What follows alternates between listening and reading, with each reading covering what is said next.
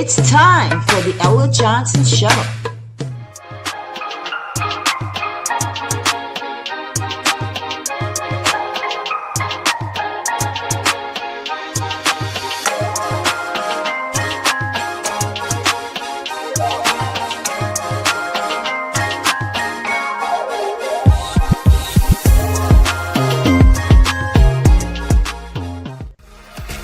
Thanks for tuning in to the Ella Johnson Show, where there are two sides to every story. Enjoy the broadcast.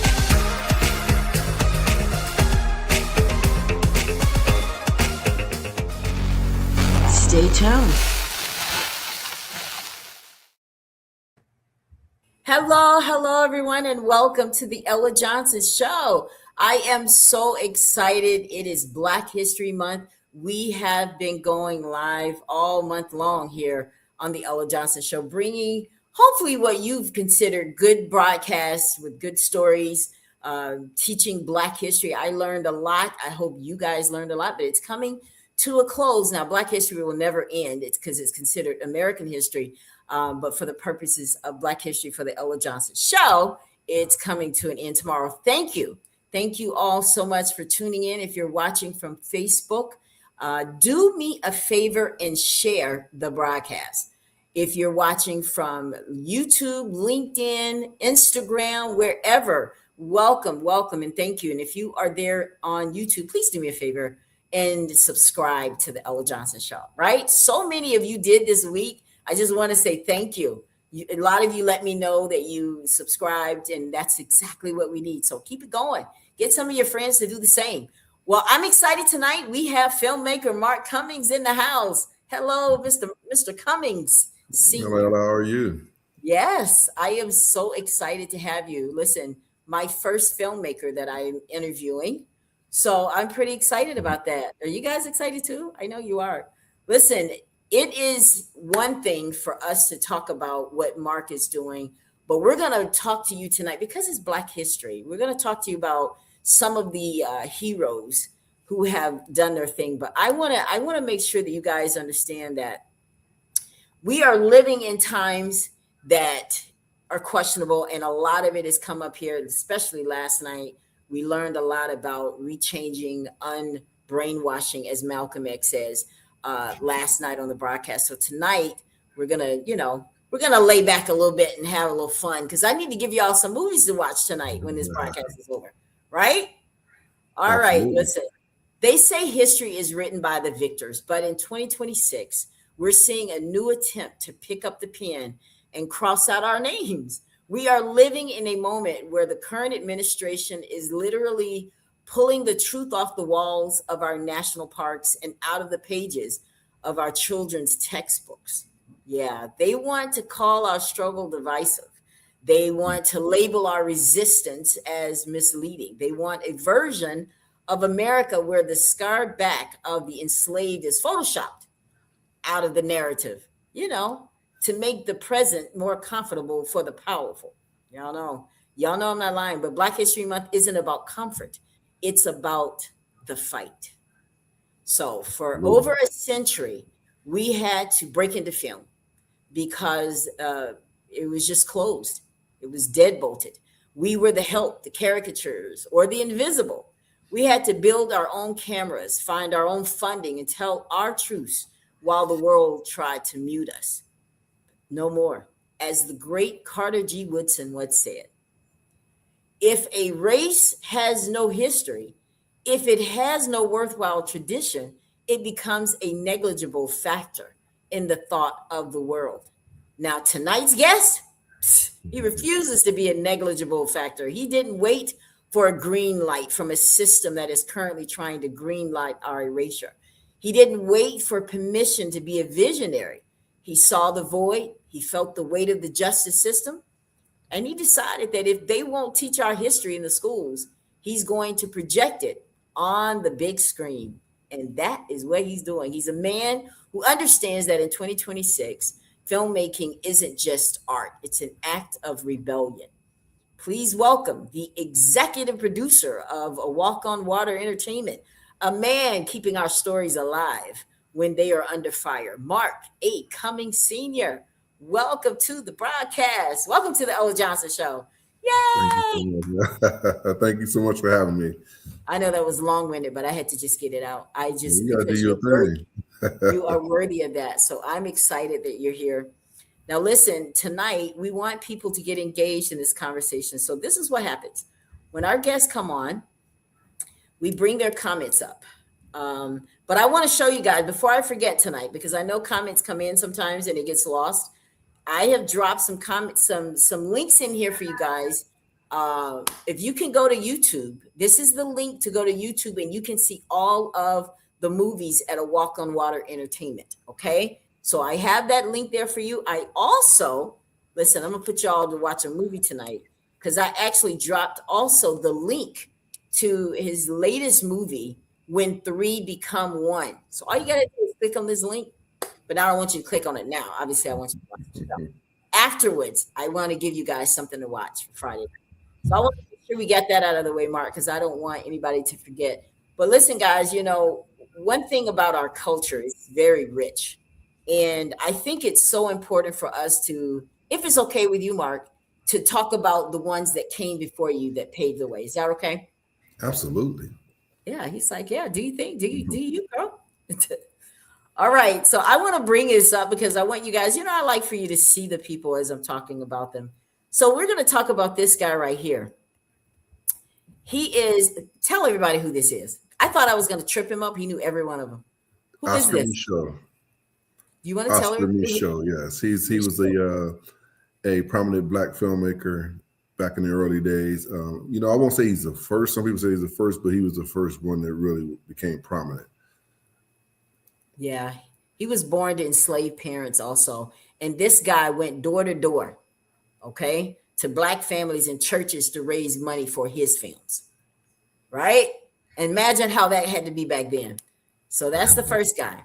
All right, guys, we got some more for you. Who is this guy?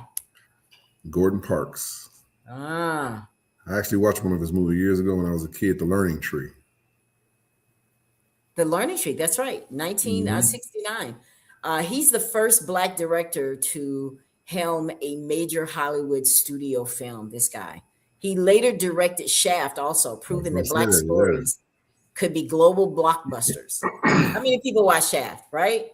yeah. Oh yeah. Oh yeah. So that's Gordon Parks. Then we have who's this guy? That's Melvin Band Peoples. Mario. Yes.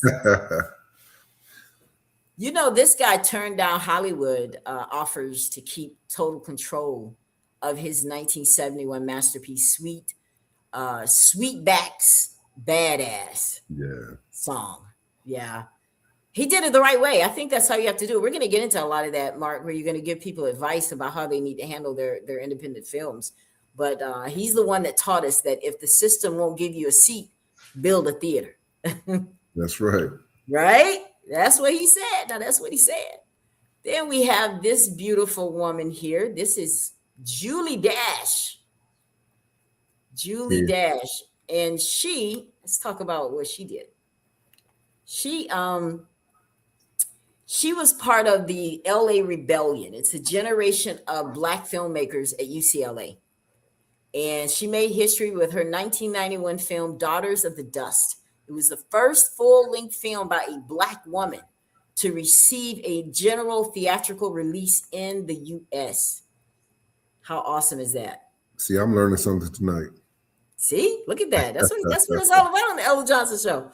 Her visual style was a primary inspiration for Beyonce's Lemonade, proving that her Mm, work from 30 years ago still defines black excellence and aesthetic power today. So you guys know that this lady, as long as she's been in the business, people are inspired by her work, namely Beyonce, someone that we all recognize.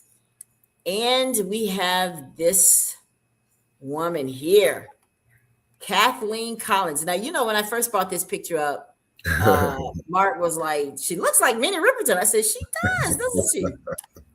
But that's not who she is. She was a filmmaker, playwright, and scholar in 1982. She became one of the first black women to produce and direct a feature-length narrative film, Losing Ground.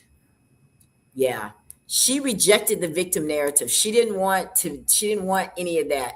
It reminds me of Good Times because you remember Florida, she Oh didn't yeah. want certain and she didn't want certain images. She didn't want the black people to be looked upon like they were just lazy and blah blah blah.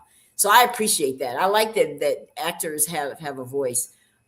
She rejected the victim narrative. Her films focused on black intellectuals, Mm. philosophy, and the complexities of black marriage and internal life.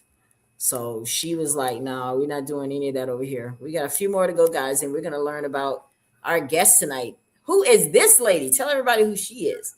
We know that's Hattie Mae Daniels is the last name. Hattie McDaniel. Hattie Okay, McDaniel. Hattie McDaniel, right? Okay. Yes, she was the first. Because listen, guys, I know we just talked about producers, but they can't do their job without actors.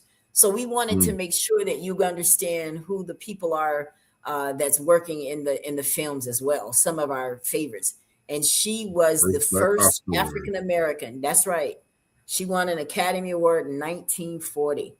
She won for Mm. playing a maid, though. Of She won course. for playing a maid. She wasn't even allowed to sit on the same table as her castmates during the ceremony. Ain't that Right. something? Wow.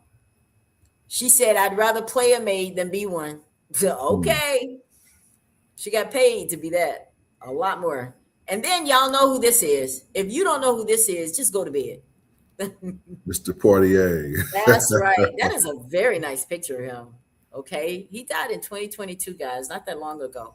Right. But he was the first black man to win the Oscar for Best Actor. And he did that in 1964. He refused roles that were undignified. He was the first to demand that his characters have agency, intelligence, and power. So you notice we never saw him in trifling stuff. This is why. Right. Yeah, I like that.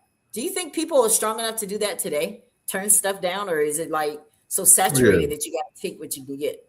No, I think there's still some out there turning roles down. Still out there. Hmm. All right, we got two more. Who is this beautiful woman? I just said Dorothy. it there. Dorothy Dorothy Dandridge. Dandridge. Yeah, that's her. She is just drop dead gorgeous, right? Yeah, she She was. was Yeah. the first black woman nominated for a Best Actress Oscar. Carmen Jones, y'all Hmm. remember that movie in 1954. She was a true leading lady in a time when Hollywood didn't know how to handle black beauty without a punchline, right? I can only imagine the stuff they probably tried to give her, right? Of course. Trifling. Then this last person that we have for tonight is Paul Robeson. Paul Robeson, yes. That's it. He was a scholar, athlete, and world-class actor who used his global fame to fight for civil rights. All right. He was blacklisted, had his passport revoked by the government for his activism, a direct parallel to the political targeting we see today. Isn't that Exactly. something? Yeah, That can I love it. I love hearing about that we had people that really stood up, even though they were in the face like this, and they could have just easily said, "No, I'm good." did what was So comfortable for them. that's right. Keep it comfortable. So I want to. We're gonna talk about you now in the house. Wayne Franklin. That's my He is buddy. in the That's house. yeah, Is he Wayne one of is the Wayne. actors? Well, yeah, Wayne is actually my sound guy on our crew. Oh, really? Yes. Okay. And Okay. Lisa, she like to call herself our clapper girl, but she's one of our production assistants as well on our Walk on Water crew. Well, the next time we bring Mark to the broadcast, I want you guys to come. Okay. I know Oh, this is kind and of they're both our authors too. So we all really share something in common. Yes. congrats. Hey, you guys do me a favor, drop your links in the show. I mean, there's room for everybody. So put your links in the show so that we can check it out. I would love to check out some of your work as well. Well, Mark, I went all around the world to talk about them because these are the people that paved the way for you. Who are some of Absolutely. your favorites? Of course, Denzel. You know the normal ones. Denzel Washington, of course. You know when you think about filmmakers, Spike Lee, Yeah. Lawrence Fishburne, as far as actors. So I guess the ones that everybody will say that hey, that's who I look up to. Yeah. Mm-hmm. What is it about their work that inspired you to do it as well? Well, honestly, when you see someone like Denzel, like just whatever image or whatever role he plays, he's always very powerful, and so that's inspiring. And And then just Spike Lee, just what he did and the type of movies he put out. Those are It's like inspired. thought provoking type movies. Like when the movie's over, you're just like, that was deep. That's how Yeah, I feel when I yeah. see him. So talk to us a little bit about you. You grew up in Toledo, Ohio. What was Yes. that? Toledo, Toledo is Toledo. I actually live in Columbus now. I've been here about 30 years, but yeah, you're right. I grew up in Toledo. Um, my parents, brothers and sisters, and everything. I played basketball through school and high school. In '86, I graduated from high school, and I eventually ended up going to the Army. And I did 3 years in the Army, and then a couple years in the reserve. And but believe it or not, even growing up, I never had a desire to be a filmmaker or anything like that. I was like any typical kid around. Oh To want yeah. to be want Wow, to be you an weren't athlete. wild now. Were you wilding Well, out? well, not too bad. It was usually sports and girls. I guess that was wild Wow, out. I was never in trouble with the law, those types of things. Just that's good. typical kid wanted to grow up and play basketball and football and things like that, and that's pretty much it. So there had to be something that shaped your worldview before you picked up the camera. Because I know once you pick the camera up, you're behind the lens.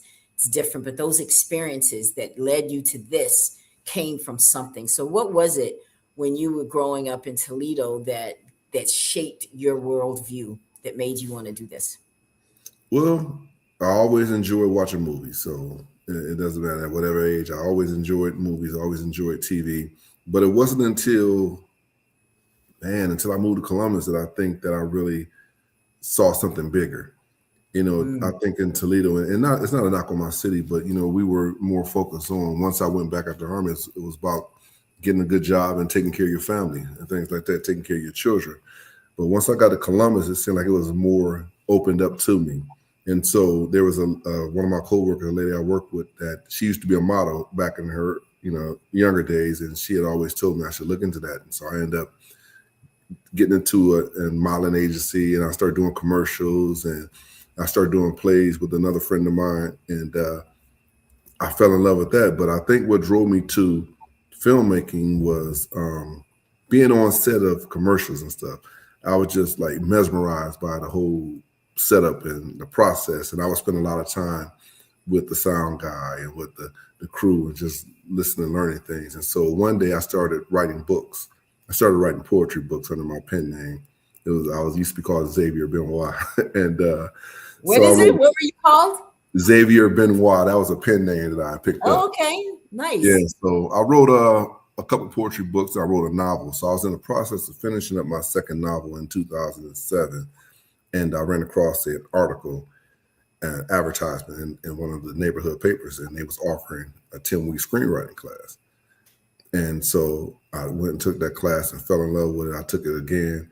And so since that time, it's been strictly scripts, it's been strictly filmmaking. And so that's the thing right now that really drives me, to just creating. So you spent time in criminal justice as well? Yes, I was a juvenile correction officer for a short time. And then I also went in, I was a drug and alcohol counselor as well, and a residential manager over a treatment center for a little while as well. So tell me about that. Like the criminal, I mean, you were around criminals, right? Yeah, they were juvenile criminals, but criminals nonetheless. And but I think even then, I tried to. I've always been one to try to inspire people. Of Um, course. so my I felt like my job wasn't just to have them and house them and keep them locked in their I don't want to call them cells, but that's what they were, their rooms. But my job was to try to inspire them and try to keep them from returning to places like that. So you were actually motivating the kids and giving them some type of inspiration and not just judging them. Yeah, Absolutely, yeah. that's Because it good. could have been me. Absolutely. Absolutely. It could have been any of us, like real Hmm. talk. Have you seen any of those kids since you gotten out of that, like a success story from the kids?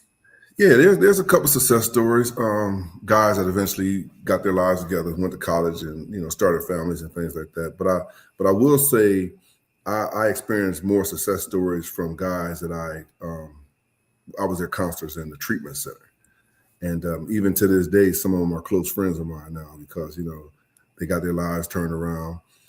They're some went to college and got their master degrees, and they're working for the government, and so a lot of those guys are doing well. So even to this day, we'll get together sometime to play dominoes.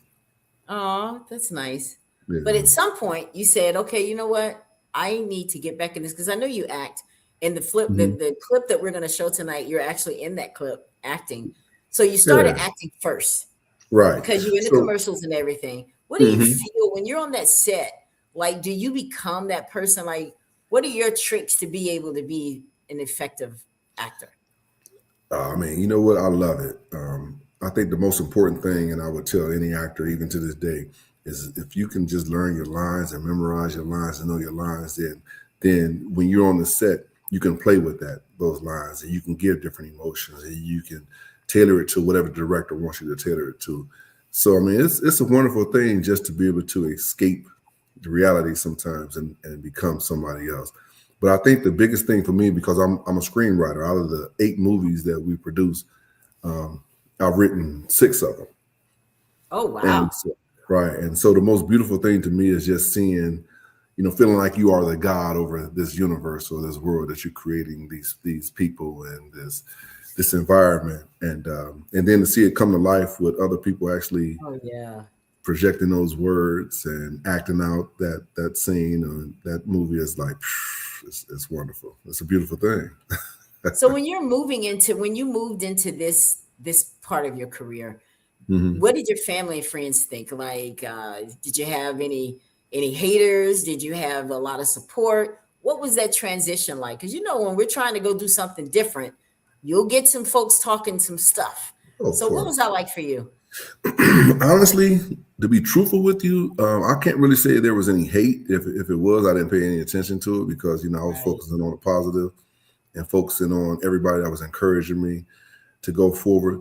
So I'll tell you a little story how it started. Right. So when I wrote my first script, it was called Best Supporting Daddy, and I had a guy out in LA, and he had a partner here in Columbus, and they were actually interested in the script. It was a kind of a romantic comedy, and so when the guy gave me an offer, and then my screenwriter teacher said, "Okay, redline, give a counter offer."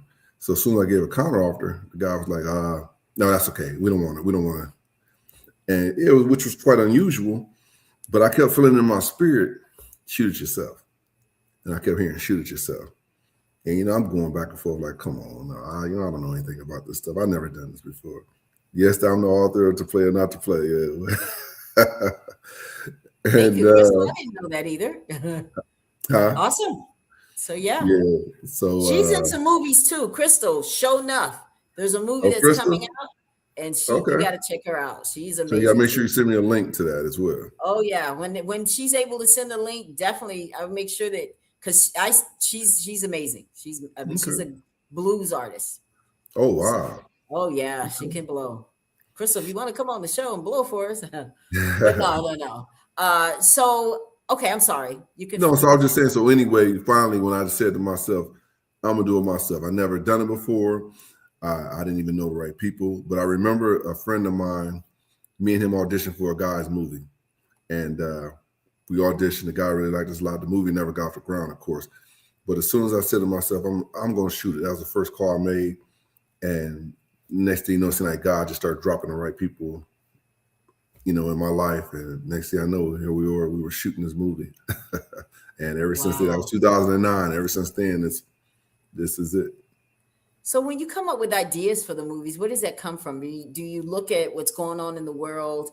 What's your inspiration to come up with these titles and or the plot? Where does that come from?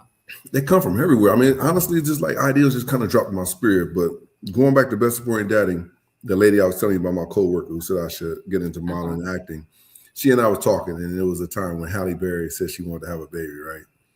And I said to her, like, "Shh, that's crazy, because Halle Berry would have a baby by a regular dude like me." Boom. And that was the whole thought. That was the whole Okay. premise, concept, and everything. And so from there, like I said, the opportunity arose for the screenwriting class, and I put that story on paper, and that was the rest is history. So when it comes to, because I know this is part of it for people that are aspiring to be a filmmaker, Mhm. when you have to put it together, like the funding, because we talked about the one of our heroes that said he had to Door to raise money door. for his films. Yeah, Gordon. So where does that come from? Because that can be a deterrent for some people. They're like, that's where they stop at when it comes to that money. And I could have stopped too, but I had a family, and I was working two and three jobs to make sure I wanted to finance my dream because it was in my spirit, and it was like a burning passion, and so I was going to do everything it took to make it happen. So I would work three and four jobs, a full time and several part time jobs, just to save up enough money to make it happen. And even to this day, thank God I have people like Denise E. Scott. She's one of our executive producer, and Derek Pennell, and even Lisa Sparrow, the one you saw on the link. She ensured that we get certain donations and things that we can have to make sure that the staff is hydrated and fed and everything. So it's good to have people that believe in your dream, That's because right. then they'll do whatever they can to make sure it comes to pass. Amen. I love that. I love that. Now, the people that you cast, where do you Mhm. find them? Do you have auditions? How do you find the people? Yeah, so we have casting calls, and then sometimes you may have someone say, "Hey, I got a friend of mine that's good at this," and so we'll have them read and things like that. But typically, we just hold casting calls here in Columbus. So let's say if I wanted to say, hey, Mark, can you go to like Alabama? We talked a lot about where I'm from. If I were to say, hey, can you set up things where people can come and audition? Like, because in Alabama, this would be great for them. Hmm. How do you do something like that? Like say, okay, Ella, we'll see what you got. We'll set something up, get some people out, see if they read, see if we can find anything there. Is that something that's cumbersome to do, or is that something that you would be open to? Yeah, I mean, yeah, definitely anything is possible because you never know, who you may find. I think because, like I mentioned earlier, we are what we call weekend warriors because we all work full time jobs. So Uh-huh. we shoot in the summer on the weekends, and I think that gives an opportunity for someone in Alabama to come up on a weekend to shoot their scenes and go back home. For example, when Premeditated was our third movie, and we Uh-huh. had a couple actors from Atlanta, and they would fly up on Thursday or Friday and come in and do their scenes, and then fly back home on Sunday or Monday. So what's the biggest hurdle you've had trying to get a project done, if any? What kind of hurdles? Because there has Um, to be some, right? oh yeah, definitely, definitely. Well, I can say this: thank God that every time we started a movie, He's always saw us all the way through. So whatever we started, Oh, we've been able to finish, and that's a true blessing because I see a lot of filmmakers who start and haven't been able to finish for whatever reason. But I would say the biggest challenge I had, aside from money, of course, because we can always do it bigger and better with more money. Ever since COVID, it's been tougher to lock down locations now, especially when you're talking about maybe renting someone's home or using someone's home. It's been a little bit tougher to lock down locations and things like that. And so, prior to COVID, for our third movie, we built a jail set and an interrogation room in my basement. And so for Premeditated, we shot 95% of the movie in our home. So that made it easy for everything, for moving absolutely. equipment, for craft services, everything. But right now, I think the biggest challenge is probably finding locations and stuff. Hmm.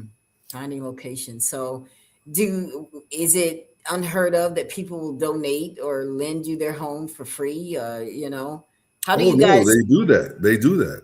Oh, And okay. but here's a problem because I've shot 7 movies, and most of them been shot in my home.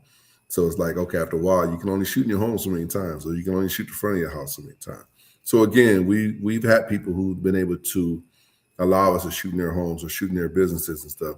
But you know, it still gets tough because especially when you have a whole lot of scenes. And then if you have a scene where or a location where you need to shoot for 4 days, that's pretty tough to ask somebody, hey, can I use your home for 4 days? That's the tough part. I bet, because you want to get in and out, but you need to be able to get the Exactly. shot too, right? Yeah. Yeah, And I then get it. if you have so many scenes there, we typically try to shoot around four to five to maybe 6 pages a day. And so we're usually in 8 And the way I like to direct or produce, I like to have everybody out by 8. So you're talking 12-hour days at somebody's house Oh, 4 to 6 times. That's pretty rough. yeah, that is. That's a bit I fast. can So see that. I have a friend of mine. The good thing, I have a friend of mine who has Airbnb, so I'll be renting his Airbnb for 6 days in the next movie we're doing. So how long does it typically take to film a movie? Um, Typically, we can normally get done about 20 days. We usually schedule around 20 days, and then we may have a couple pickup days or makeup days. This one, I'm spreading it out a little bit longer because we bought some new equipment. My DP Tori, I want to give her an opportunity to really experiment with some shots and things. So I pressed this one out to 28 days. And then again, I don't want to keep people super late at night either. Like our Yeah, last movie, we were there sometimes a lot longer than we probably should have. yeah. So if you know that we're in Black History Month. I don't know if you pay attention to politics. Yeah, Do oh, yeah. you Unfortunately, I do, and it's to probably give me a headache. do you feel compelled sometimes to kind of bring some of that into your movies or stay away from it? Or I mean, are there certain subjects that you just don't want in your movies, or when you're Yeah, I think that especially now, because people are bogged down with everything that's going on from this crazy administration, to be able to give them something to escape from that is probably, more of my more of a priority. so you don't want more deep stuff. You rather let's get something light, something comical. Let's put those in. Well, I can't say that either because when Three Become One was very deep, premeditated. Those movies are very deep. So again, I write Got a little bit of that for you what drops guys in too. my spirit because Yeah. the comedy may drop in my spirit. We had a comedy called Holy Hustle, which was pretty big, and I just write what comes to my spirit. And so right now, I think that if I had a choice right now, I would probably write a comedy. We have a Christmas movie we want to shoot soon called "Will You Marry My Wife?" And I wrote that, and a couple of friends of mine, we wrote that some years ago. And so I feel like the time is now to do that. But at the same time, Tori, my DP, she wrote this movie, and I just felt like, okay, it's ready to go. I just want to shoot again. So I decided to shoot that instead. Now, are you one of those filmmakers that you have to produce, create, write, do everything? Because I mean, there are some that have been criticized for not having like a second voice or a Mhm. second eye to it. They just want to do everything. What's your style as a filmmaker? Well, I mean, unfortunately, I have written, produced, and direct for the most part. But again, like I said earlier, I had a friend, well, a guy who he wrote a movie called A Family Affair as a comedy, and I produced and directed that and everything. And then again, this one, I'm producing and directing this one, but I didn't write them though. So I like to give other people a chance, but at the same time, it has to be something one that's ready. I don't want to spend a whole lot of time to like with rewrites and all those other things. And then just got to be a good story. Gotta be good. I'm telling you. And when I think about this is why I aspire to maybe one day do what you're doing because Mhm. I watch movies and I'm like, see, that was not believable. People don't talk like that, I Right. and I can clearly pick it up. And I think that's the key to a movie that's gonna keep people watching is that Mhm. it has to be relatable for one and Definitely. it has to be it needs to flow. It needs to Well, flow. well, you know what? I guarantee you, if you were ever to be on a set for multiple days, you would never watch a movie the same. I guarantee it. Really? Oh yeah, Why is that? definitely. Because for one, you shoot out a sequence. Oh, look at my wife on set. I mean, watch it. Oh, there's um, wife. Hello, wife. yeah. She's But supporting. I love it. Thank you, dear. Thank you so much. She's dropping some links there, guys. So make sure you check all of that out. Okay, I'm sorry. oh Continue. no, it's okay. But so we shoot out a sequence. You don't just go and shoot scene one and then scene two and scene. So you shoot everything out of sequence, and then of course, uh, a 15-second scene may take you half a day to shoot because you got to shoot multiple angles, and then if you got multiple characters in there, then you have to shoot all their different angles and stuff. So it's a long, long, tedious process. And again, if you don't love it or if you don't have the passion for it, you really won't stick around long, and you find a lot of people that do or don't. So tell us about your movies. What was your first one? Best Supporting Daddy was the first one. That was the Okay. romantic comedy, and yes, I was that guy that starred in it and produced it Yeah. and all that stuff. No, but you're Um, a good actor though. So I mean, it's all good. It's all well, good. I mean, it was again, it was one of those desires. It was like, Yeah. okay, this is what I want to do. I had the opportunity to do it, but it was again about a romantic comedy about a actress, a famous actress who wanted a baby, and then there was a struggling writer who was trying to get his writing career off the ground, well, back off the ground because he had got knocked down because everybody was into that whole urban literary thing. And so he tried to con his way into her life and use that whole story to fuel his next novel and stuff. Have you done any true stories based on true stories? Nah, I haven't. No. Nah. Crystal says it's not like they do it in the order of the story. Yeah, I can see that. I can Mm. see that. And I guess it's because of the location. If you're in that location, you have Exactly. to get Exactly. everything that you need to film in there. And do you watch it before you say it's a wrap? Like we don't need any more scenes shot. No, we usually keep a shot list and then we go through the shot list and mark off everything. And then we're like, okay, we got all those things. And then also not just location, but even actors. So if I have an actor flying in from Atlanta and I only want her one weekend, I better get all her scenes shot that weekend. But you'll know that before she gets there, what all scenes that Oh you yeah, need to. definitely. And I'll send Oh that to wow. her. One of the things I try to be organized because I don't want to see. First of all, again, as an independent filmmaker, no budget basically is what they call us. Um, Everybody volunteers, and so when they volunteer, what you don't want to do is get people on the set or get people here and waste their time. So one of the things that I'm real big on is trying to make sure that I'm organized.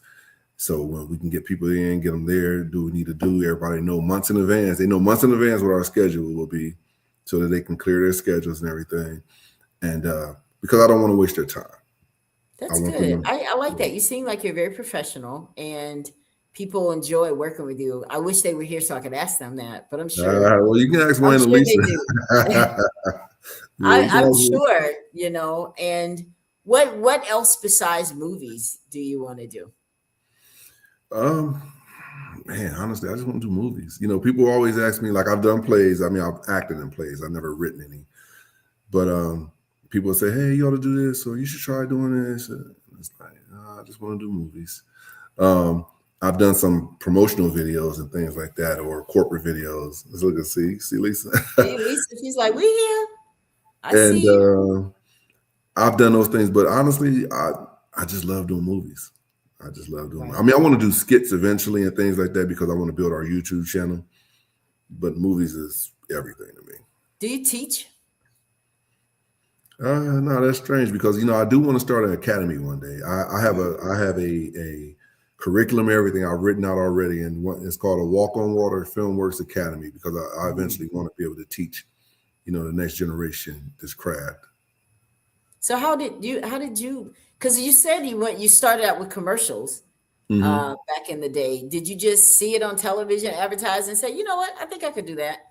Like, how did you No, get started? so again, when my friend told me I should get into acting and modeling and stuff, and Uh-huh. I went to an agency, and so that agency Okay. they send you out, you audition for commercials That's and right. a print job and things like that. So those are the only things that I've done with that And as you were far never as shy? You were never shy? believe it or not, I'm still a little shy. I don't believe that. I, I really I am. really? I Yeah, didn't pick that up. yeah. So I can be an introvert sometimes. yeah. Tell us about your favorite movie. What's the one that you enjoyed the most filming and producing? Yeah, you know what? The Best Man is one. Yes, man. Okay. What Um, was that about? the Best Man about Harper Stewart and all those, and that Oh, was The Best Man. Malcolm. Okay, yeah, Yeah, yeah, the that Best movie. Man. You're Yeah, saying yeah, that's your favorite movie that you right. Oh no, no, watch? no. Oh, you want to know my favorite movie that I've Yeah, written? your favorite movie that you produce. Oh, Premeditated. Premeditated, probably my favorite. And now Premeditated. when three become one is up there with it now. But Really? yeah, Premeditated because, well, for one, when I was writing Premeditated, my mother was sick at the time too. So I was by her side at the hospital a lot and things, and so I was always writing and writing, and I would just read some stuff to her or tell her what's going on, with the script and the story and everything. And so, but that movie for me, I don't know what was going on in my spirit at that time, but it was probably my favorite story because you can look at every one of those main characters and there's something in that story that points to them to be the killer. And so, as an audience member, you sitting there like, yeah, I think he did it. And you're like, I don't know, maybe he did it. Oh, But I love it. yeah, that was probably my favorite. It was about these four filmmakers. They went to a small town for a film festival, Uh-huh. and then somehow or another they go to this lady house that they meet for a party, and the next thing you know, they wake up and the cops busting in the house, and this lady is missing, and so they all locked in a small jail and everything, trying to, and they got this black sheriff who's probably racist. And all he wanted to do is find out who where this girl is so he can get back to his vacation. But it was a murder mystery, and I loved it. It's the one I said that we shot in the basement. Oh, yeah. Yeah, I love that one. Lisa says, please make premeditated too. How did it end? Did you leave it at the end where you can come back with a second Oh one? yeah, definitely. Yeah, Yeah, I love definitely. it. I But love it. it just had, again, it drops in my spirit, and that story really hadn't dropped in my spirit. So I don't force. I don't want to ever force anything. See, I like that. You're not trying to make the thing happen. It'll Right. come to you, right? Exactly. And When it's that's when time, you know man. it'll flow. Hmm. Exactly, exactly. So Jonathan says that when three become one is the bomb diggity on YouTube. Yeah, So that's on I the want you YouTube to, because channel. we got the trailer for it. So I want you to set it up and tell us a little bit about it so we Okay. can watch this So trailer. so picture this. Picture a young man and his young wife, and they've been married. Well, they're still fairly married. They got a young daughter, but all of a sudden she falls gravely ill, and the doctors find that she needs a bone marrow transplant. However, she has a rare blood type, and the only person that's a perfect match is the man she had an affair with. So now Ooh. her husband must decide whether to let this man save her life or let her die. Oh, that's good. All right, guys, let's check it out. Wonderful. Of the very few people that could be a match, it had to be him? Oh, wait a minute. Let's Yeah, start from the beginning. I'm sorry. We were watching it earlier. I'm sorry, guys.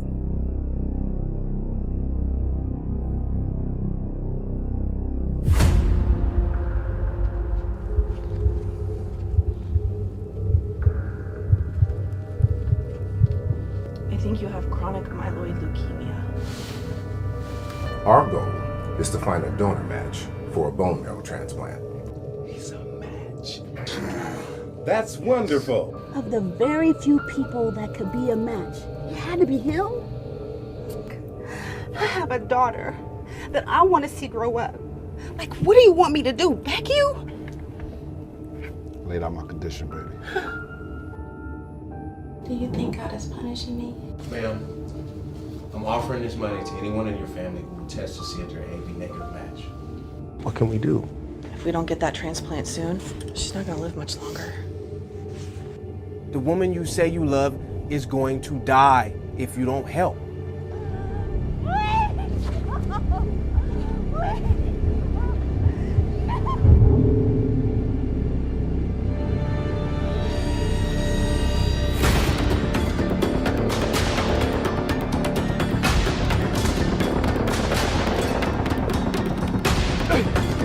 Oh my God! No! No! Kill him. Let her go!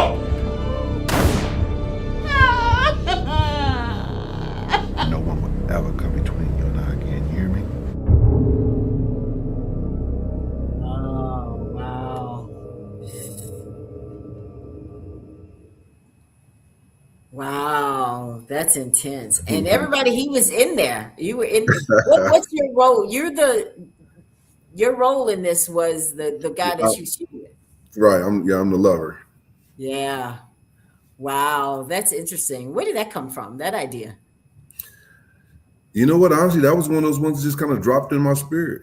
And Really? yeah, and certain things are like almost like a seed, and then I sit around and I try to meditate and then build the structure of the story and stuff. And Yeah, it's that's an enjoyable process too, man. Bringing a story to life like that. Yeah. Now, when you're Sebastian is crazy. Yeah. That was my When you're kid. having to come up with the scenes, like how does that play out for you? Like, okay, do you have to basically see the vision before you can actually put it down? Like, how does that happen for a filmmaker? Like, or So does it for come in me, bits and pieces, or how does that work for you? yeah, everything really comes in bits and pieces. So first of Okay. all, so me as a screenwriter, I like to outline.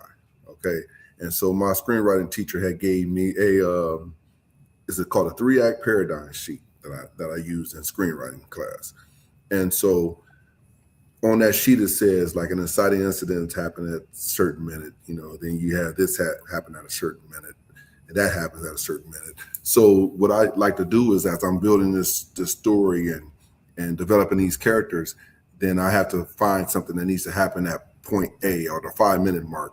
Then something else needs to happen at the 10-minute mark. So I begin to outline those things and then fill in the gaps in between, and that's how I develop the whole story. Oh, nice. Hmm. And like you said, this is something you just have to love. Oh What yeah. advice, Mark, would you give to someone who's aspiring to be a filmmaker? Like the steps as far as not like one by one, but their mindset, what has to change, obviously. What advice would you give them that wants to break into this business? Pretty much what we were saying earlier is that you have to have the passion for it. Okay. Because if you don't have the passion for it, as soon as a tough time comes, you'll quit. Yep. Um, and the crazy thing is that today, man, technology is like so readily available for anyone, and people making movies on their iPhones now. So there's really no excuse on not doing it. But I will say also, here's a big one for me: study your craft. Yes. Study your craft, and so Yes. that when you do it, you making sure you do it right. People always say sometimes, well, people are rule breakers, and it's okay, but learn the rules first before you break them. So study your craft is probably a big one as well. And then if you're trying to build a team, what do you look for to build that team? Because these people that you have that are commenting here tonight that I wish were here, they obviously believe in what you're doing. How did you find them? Well, yeah, let me tell you, that is the biggest blessing of all, because honestly, when you say people are God sent, I mean, I don't say that lightly because these people are, because again, you asking people to give up their entire summer Yeah. on their weekends to follow you in a story that they have never seen. Some of them haven't even read the story yet. Like, for example, tomorrow we have our table read again for this next movie. Some of them haven't even read the script yet, but because they believe in the vision that I put forth, it's nothing like it. And the crazy thing is that I've had people that I've known or that come behind me and they say, "Hey, I want to do it. I want to do movie too. I want to do this too." And for whatever reason, they just can't get that type of following. So that's why I'm so thankful for them, because it's not possible without them. I can take a camera and I can try my best to do certain things, but without those people, no, we wouldn't have any of these movies. Yeah, based on my research, it says that your films tackle family themes, community resistance, and social commentary. Um, Give me an idea of one of your films that does that. Which Um, one? That's the one I'm gonna watch first. no, you said you're gonna watch When Three Become One I first. did say I was gonna watch that. I was gonna watch it Uh, tonight. He calls um, me out. He did. I did. um, I don't know. Hopeless Heels. Probably Hopeless Heels. Hopeless Hills was a short film that I wrote back in around COVID time, because we were actually going to do a feature film. We had already cast and everything and stuff, but because COVID was kicking back up again, we decided that we were going to postpone it. But yet we had bought all this new equipment and everything, and so I said, "Well, hey, we need to shoot something because we need to make sure that everybody understand all the new equipment and everything." And so we shot Hopeless Hills, and Hopeless Hills was inspired because I worked in a rural town, right? So I Mm. live in the city, but I worked in a rural town, and so this was right when Trump not long after he got elected the first time, right? And so I worked in this white area, Oh, and so the thought just hit me: hey, I wonder what happened if this. I'm wondering what happened if this. And so from there, that's when the thought for Hopeless Hills come up. And it's about a guy that's pretty much on his way to work, his first day at work in a rural town, and sees somebody in need, and he stops to help, and it turns his whole life upside down. And so that's a short film. It's about 30 minutes long. So what happened? And I'm gonna let you watch it. I knew you were gonna say that. Like I Yeah, well, it turns into what you think is happening really isn't happening. see, I love that. I love that at the end of the movie where I'm like, you got me on that one. I Yeah, really thought she did. You know what I'm saying? It's not predictable. I love that. yeah. And that So takes it's a a lot little of bit thought. different twist. That takes a lot of thought. So I And that's want one thing I everybody. love. I love the twist in our movies and stuff. And That's right. for the most That's part, that's what we get. So of course you guys know on the Ella Johnson show, I want you to go and watch his movies. So I have for you a where to watch guide. We got these 4 movies right here. Holy Hustle. You can watch that on Apple TV, Amazon Prime, Vudu. You can watch Premeditated on Tubi, YouTube. These are free movies, so there's no reason you guys can't fill your Friday night with movies. Mark Cummings Sr. Family Affair, that's on Tubi and Plex. Best Supporting Daddy, it's on Amazon Prime and YouTube. So we've been dropping the YouTube because I want you guys to go to his website, go to the YouTube channel, and you Correct. can see everything there, right? So Mm-hmm. just go to the YouTube channel. We dropped that in there so many times for you guys to be able to see it. Now, we're going to do a trivia. I don't know, Mark. I think I might get you. I don't know. I was going to get your cast. She said Hopeless Hills was in the middle of nowhere. Yeah, because she helped shoot that. She was there while we were filming. Mark is the king of plot twist. I like that. Let me go back to Jonathan's comment. He said he was trying to get Wayne on the show. Definitely a great guest to have as well, but definitely, anyone Mark works with is official. Nice. It looks like you're very well respected, Mark, amongst the people that work with you every day. That says a lot. But the person that's closest to you is your wife. So Yeah. I want to make sure that we give her a shout out. How important is it to have a supportive wife like you have? It's nothing like it. It's the first thing it's the first thing prior to having all those volunteers, those people that just believe in your dreams. That's having her, because here's the reality of it all. She's not a wife that I can be in an editing bay, editing or whatever all day. I could be in another room in my office writing all day, and she's just thankful that I'm home. Aw. And so, she doesn't have a problem. She's not the one to come in there and say, hey, you've been writing all day. When you coming to bed, or when you going to do this? She give me my space and let me create, because it's, it's what she loved to do also. She starred in our first 2 movies, and she actually, the one called The Buyout, she actually was a leading role in that movie. So she's a great actor too, but she just, she has her own ice cream truck and things she do in the summer as well. So she really can't be involved as heavily involved as she used to be. So how is that working with your wife on the set and then not taking whatever happened on the set home? How do you guys manage that? Only time we had a problem was when I have sex scenes. Okay. And she's standing there. She's like, boy. No. It's a closed set. So no, it's a closed set. But no, my wife is very supportive of everything. She read the scripts. I'll run things by her. So she's well aware of what's about to take place. I love it. I love that, because you know what? That I think the reason you're able to be this great guy is because of the support. Because imagine going home to a nagging wife, somebody that's bugging you about the long hours. You care more about them than you care about me, but she knows and embraces your dream right along with you. She deserves to be honored. So I give you your flowers today, Dana. You deserve it, dear, because behind every good man is definitely a good woman. No, she's beside me. Oh, well, okay. Let's change that. Beside every good man is a good woman. That's better, right? That's better. Yes, ma'am. All right. So, guys, listen, we're gonna do a little trivia here. I don't know. Do we want to test you, or do I want to test you? Let's test the audience. Let's test the audience. Okay. All right, guys. It's just 3 little trivia questions that I have, because I want to see if you guys, and nobody Google. Don't Google. Don't try it. Don't do it. All right. I'm going to ask you guys, let's see here. Who was it that had to write her own speech because the studio didn't think she'd win? Who can name the movie? Who am I talking about, first of all, and name the movie that happened? Let me say it again. I This think I'm going to answer person that one. had to write her own speech because the studio didn't think she'd win. Remember now, so this is obviously someone who's won an award. Can I guess? Yeah. Hattie McDaniel going to win? Somebody told you. No, Somebody no. When you said had to write her own speech because the studio wouldn't help, I mean, okay.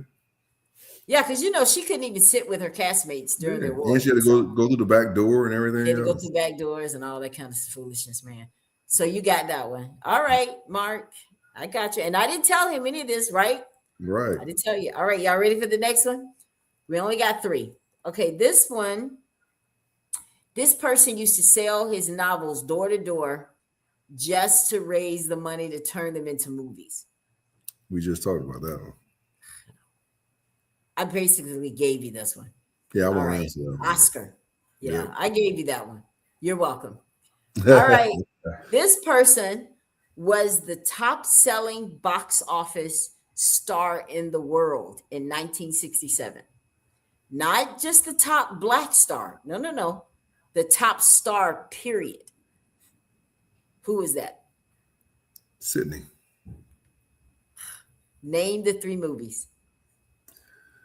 I know the what, Lilies in the Field or something, the one he won the Oscar for? No. Oh, that's not it? Okay. No, that's not one of them. Guess who's coming to dinner? That's one. Yeah. In Heat of the Night? That's one. Okay. That's all I got for you. Because To my Serve favorite with one. Love. Okay. To Serve Yeah. with Love is the other But my favorite one were Let's Do It Again and A Piece of Action. Yeah, What he Let's Do It was Again? amazing. Uptown Saturday Night. He was amazing because he was not trying to hear this. You're not going to put him in any kind of role. You're not What do gonna you put 'em in think a about box the? either. Yeah, let's talk about the people that you see out here in the movie world now. On a scale of 1 to 10, like where do you think it's gone? Because now there's so much streaming. Like we're not going to movie theaters anymore to watch movies. So how do you compete with that? I mean, because your movies are on YouTube and Tubi and all that, but you're aspiring to be on Netflix. And I told you will be on Netflix. Yeah. And I received that. Yeah, I think so. I think you got the right spirit, and I think that God is with you, and I think He's going to enlarge your territory, and I think He's going to do it this year. I do. Oh wow, okay. Yeah, I believe that. I really believe that because we're going to do everything we can to make sure that people watch. We want to bring the cast back. I see. Okay, I had so many people over here. They were like, they were winning. I'm sorry. Oh yeah, they look. You got a good crew you here. know Wayne, yeah, you know Wayne, Maybe they were too easy. Maybe I made them too easy. Well, I think only because you showed those pictures early too. You reviewed those all their biography and everything on them. Yeah, maybe that's what. But still, you know what I can say. I appreciate that because that's a wealth of knowledge that we didn't know, and you gave us that, so I appreciate it. Yeah. So back to my question about what you see in what we see now out here. I mean, you got rappers getting in the game of directing. Like 50 Cent. He's out here putting stuff out. I mean, and it's doing well. That whole Power series deal that he was doing. And what about? I mean, I know you're doing movies, but have you ever entertained like maybe doing some kind of series on or documentaries, stuff like that? Yeah, documentary. A friend of mine who was a big time DJ in Toledo. I was actually working on a documentary with him this year, so it's kind of put on hold for a while. And series, the book To Play or Not to Play that I wrote back in 2005, I believe it was. I actually started outlining a series for that, and I really wanted to go to Central State because Miss Denise, one of our executive producer, she's a Central State alum. So we wanted to approach their drama department and try to recruit some of their their students to help bring that to life. But again, I stuck with movies. So tell us about To Play or Not to Play. What was that about?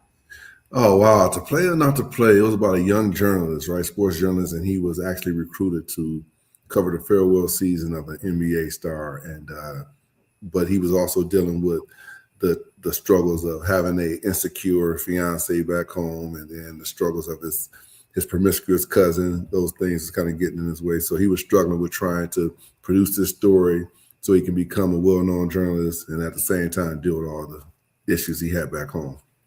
Oh, that's interesting. That's interesting. And where can we find that book? You know what? You can't find that book anymore, honestly. A friend of Really? mine was looking, and she found a copy at an old bookstore that someone had sold to an old bookstore. But it's called To Play or Not to Play. It sounds like something you could build a series around. Yeah, I mean, I still think about it sometimes. I think about doing it in maybe like the 10-minute clips because, everybody attention span isn't what, well, they say that people attention span is what it is. And I thought about maybe just putting the 10-minute clips on YouTube, again, to build a channel as well. But I keep going back to movies.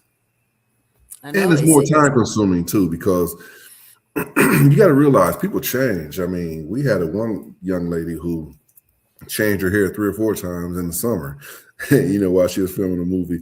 So imagine trying to do a series over years and people changing and looks and everything else changing. So now I'm thinking about how you said that you guys shoot the same scene so many different times. Is that why sometimes I'll watch a movie and someone may have an earring on in one shot and then 2 shots later, I'm like, wait a minute, she didn't have those earrings, because I'll catch it. I do too. I catch it. Continuity. I was telling my wife the other day, I was watching, now mind you, this old movie, 48 Hours, right? And Nick Nolte put the handcuffs on Eddie Murphy. Now, y'all go back and see this too. He put the handcuffs on Eddie Murphy and he left the jail. Then you see the scene where they're pulling up in San Francisco in the city and Eddie Murphy laying back with his arm out the window. And the next scene, the next cut, you see him handcuffed again. Oh, Then, wow. of course, the famous 5 Heartbeats one with Eddie King's tie, when they jump off stage, his tie is back up and it's back down. Really? I missed that one. It was so many bloopers in that one, but I love that was a classic. Yeah, that is a classic. That's one of my They can favorite make this- movies too. Wayne and Lisa That's- didn't like it too much, but I love 5 Heartbeats. So 5 Heartbeats is one of your favorite. What's another? I know you said Best Bad Man. Boys. I love like the first 2 Bad Boys, really. I love Denzel. What's the name of the movie? The one where the Easy Rollins, when he played the Easy Rollins character, with where Don Cheadle was in it. Look at Wayne. We like it. Yeah, okay, Wayne. The Devil in the Blue Dress. Devil in the Blue Dress. Okay. Yeah, I love Enemy of the State. Yeah, that's a good one. Man, so many more, but those are just some of the ones off the top of my Have you head. ever met any of those guys? No. No. Do you aspire to? You know what? Honestly, I'm not really starstruck. Me either. Now I Yeah, want to I'm- see my Denzel. Yeah. I might lose it if I see Denzel. I might lose all my clue. But anybody else, they're just people. But I love Denzel. Because we met, me and my wife and I met some people at a film festival in Cleveland one time, and thank you, Crystal. This guy was snotty, snobbish, and yeah. So that just turned me off even more. And then, like I said, I met quite a few stars, but for example, we were shooting Holy Hustle, our 3rd movie, and one of our stars, he was good friends with Faison Love. So Faison Love hung out with us on set and stuff for a little while. He was cool though. It was some other people, but no big deal. Yeah. So if you weren't filmmaking, what would you be doing? What else? What is something else you would be doing if you weren't doing this? Oh, wow. Right now during the day, I'm an executive director at assisted living, memory care, like communities and stuff. Okay. I do that. But wow, if probably, you know, as a kid, loved playing sports. You know, who didn't want to be a pro basketball player or something? But right now, I mean, no, I can't think anything else because all I focus on now is ways that I can find resources to make our movies better. Because my goal is to always get better, and I tell our team that all the time. We just got to get better. You know, we can't stay the same. We just got to continue to get better. So I think that Absolutely. just trying to find the resources to get better and do this full time. That's what I want to do. I want to do this full time. I wanted to be able to provide for my family and I, and not only that, and so I can pay all of our cast and crew all the time because they deserve it. You know, they've been doing it for free for so long. You know, you want to make sure you compensate people well for their time because time is everything. I know that's right. Absolutely. Can't get it back. So Mm. tell me oh my God, I just lost my train of thought. What is something about you that nobody knows that you're going to tell right here on the Ella Johnson Show? Nobody knows. You know what? Everybody has something. I'm an open Everybody book. has something. I'm an open book. I think I'm pretty transparent. I wear my emotions on my sleeve. So if I'm upset or angry, some people know I can't hide my feelings or my emotions. Oh well, my wife knows I'm a communicator. I like to talk things through, especially in a relationship. You know, you always try to get to. And I think I wrote a book. It was called The Comforter. It's called The Comforter, right? That was my second book. I never finished, and I think I'll probably still be in the counseling world. Maybe I think I kind of enjoyed that. And not really just. Oh, I got it. One thing. I used to be a minister.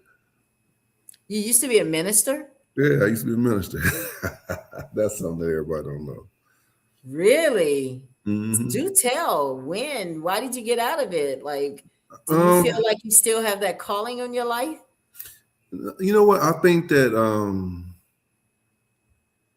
I got out of it because I got into it first and foremost because I love people.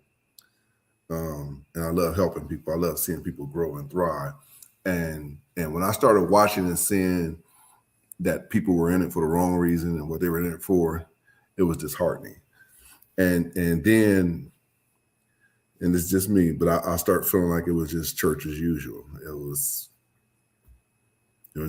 just church as usual. You know, people were trying to see what they can get from the people instead of We started something now.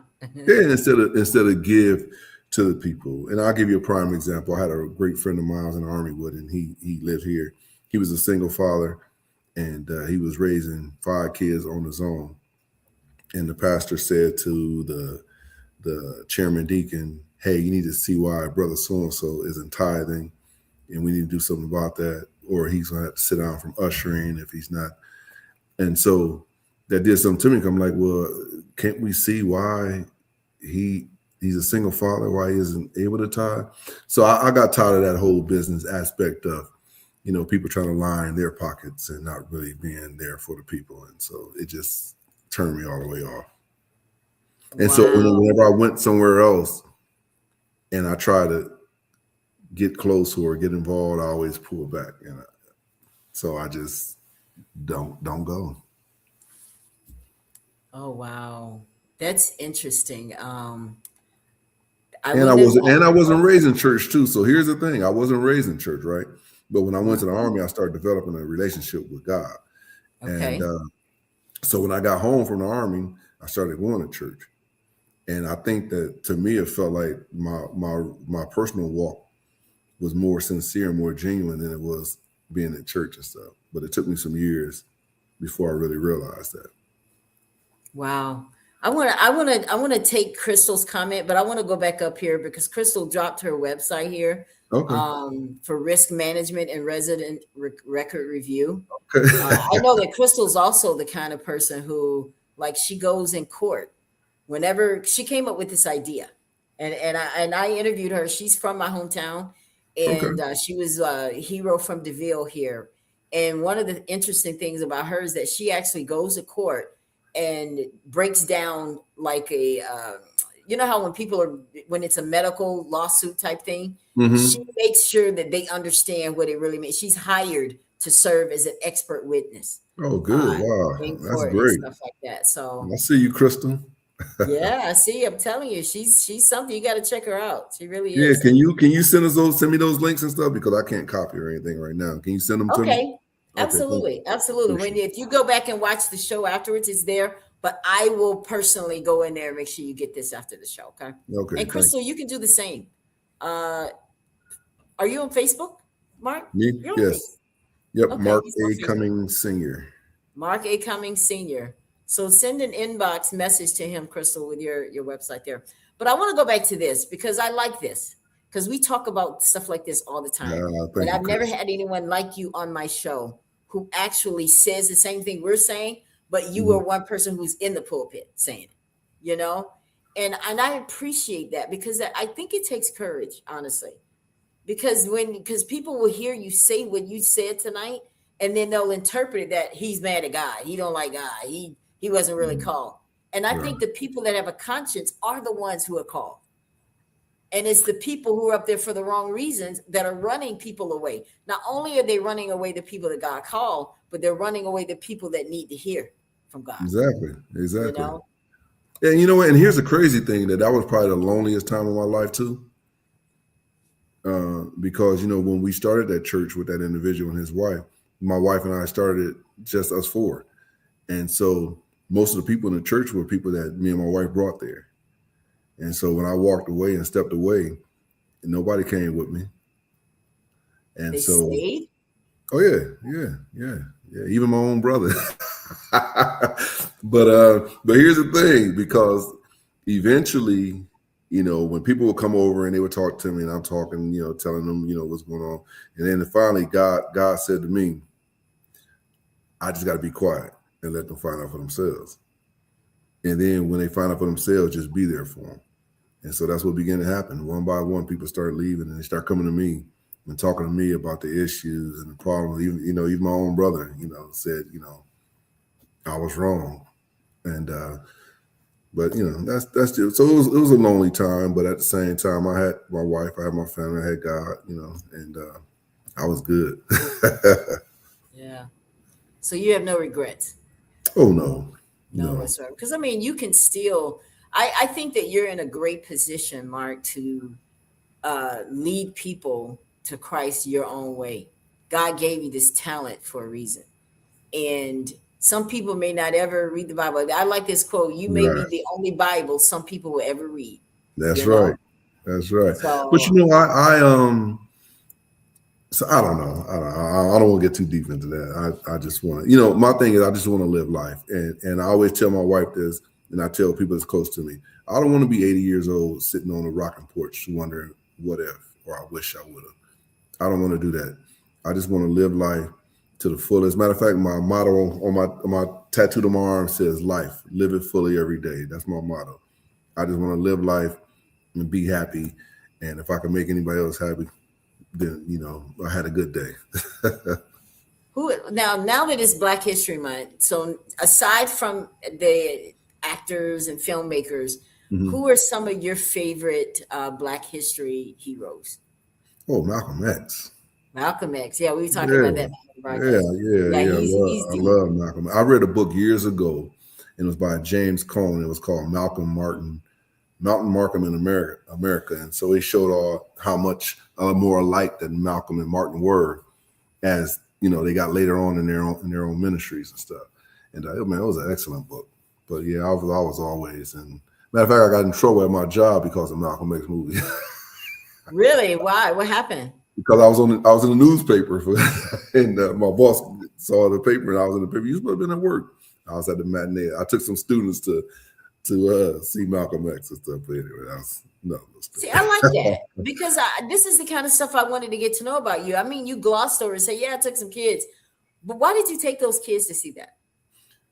Because I wanted them to see, not only support Spike Lee, but just to see Malcolm X, because again, we always taught about Martin Luther King, but in our school books and everything, but they didn't teach us about Malcolm X and stuff. And so I worked at a high school drug and alcohol, coming in, doing groups and things like that. And I took some kids to see Malcolm X that day. And when I came out, the reporter wanted to interview me. And so not only did she interview me, but they had my picture in the paper too. They were like, wait a minute, I thought you were sick. But they always didn't know. I was at work and love, but they always making jokes about it though. So it was fun.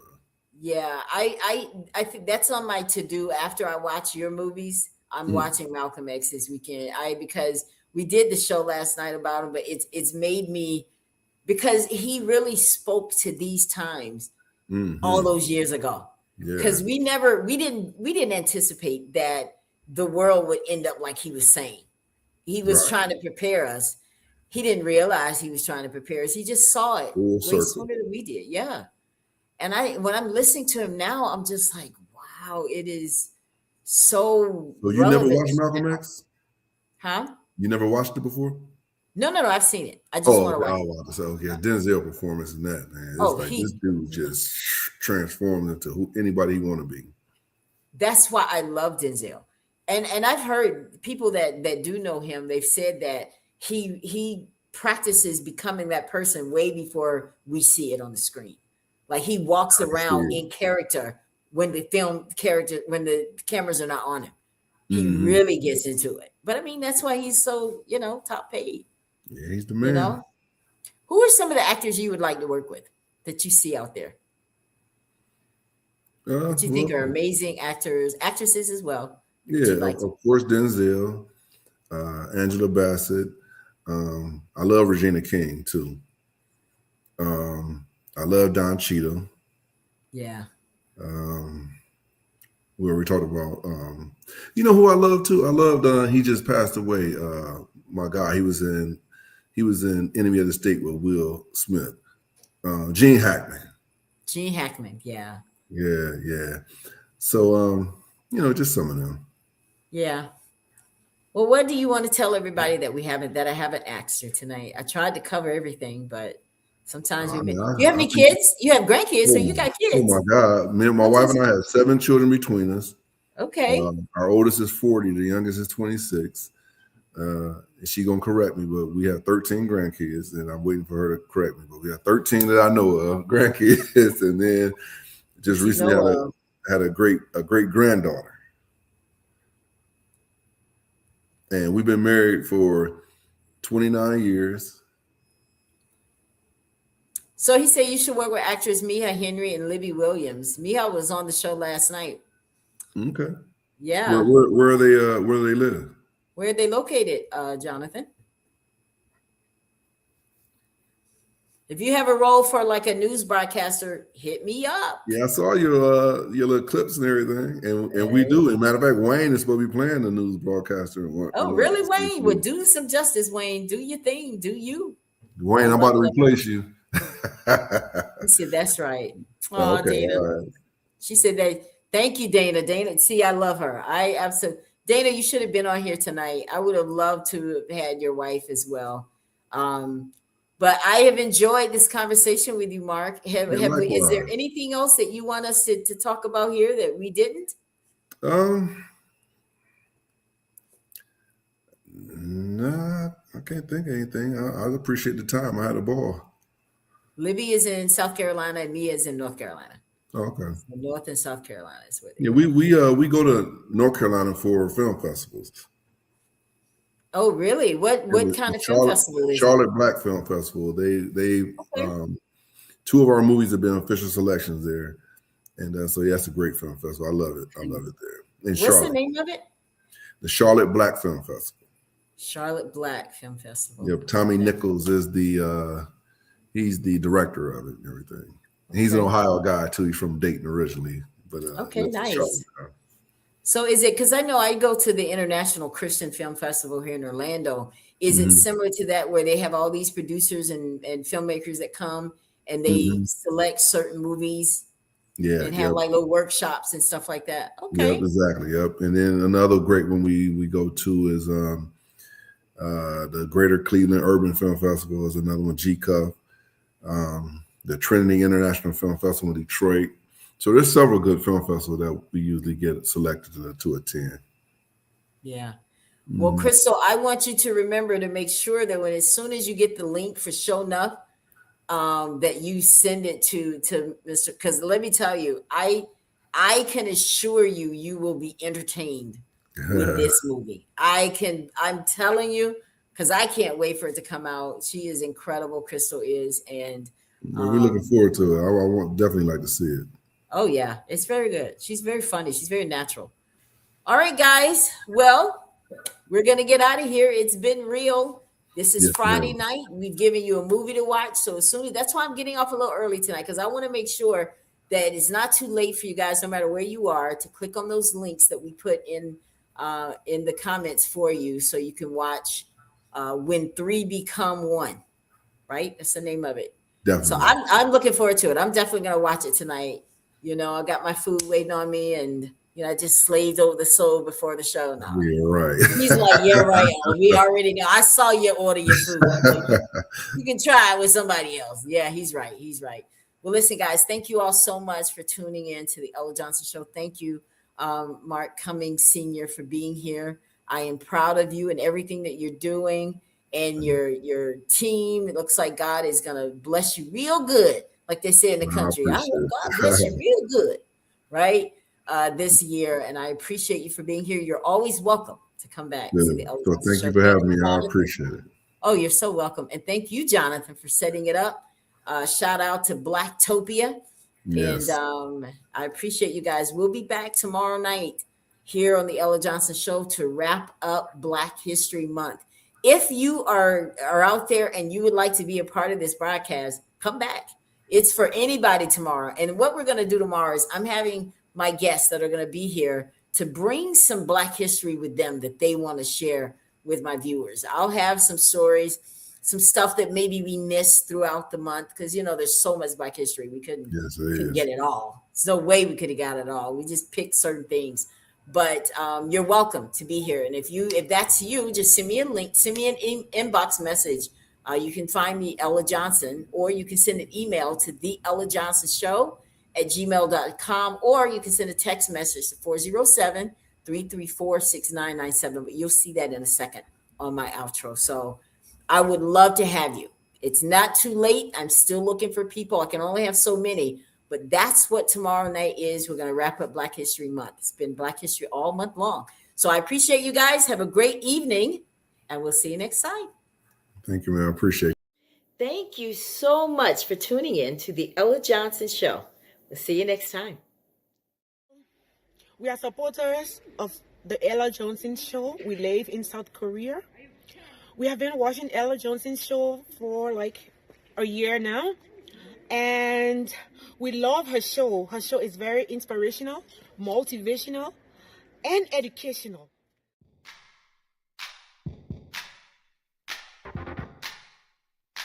If you would like to be a guest on the Ella Johnson Show, send an email to theellajohnsonshow@gmail.com or send a text message to 407-334-6997.